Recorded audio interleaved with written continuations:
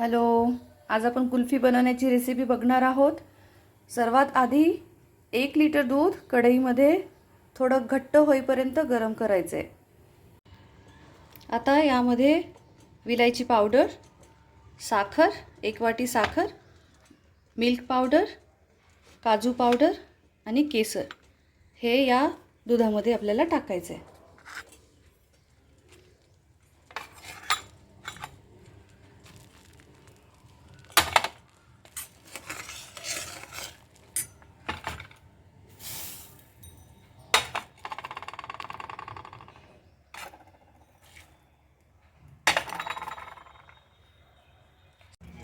सर्व मिश्रण एकत्र करून थोडा वेळ गरम करायचे आणि त्यानंतर थंड होईस्तोवर पातेलं बाजूला ठेवायचे।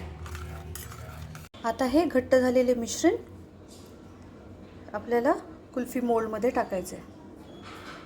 एकदा कुल्फी मोल्डमध्ये टाकल्यानंतर व्यवस्थित झाकण लावून हे सगळं फ्रीजमध्ये ठेवायचे।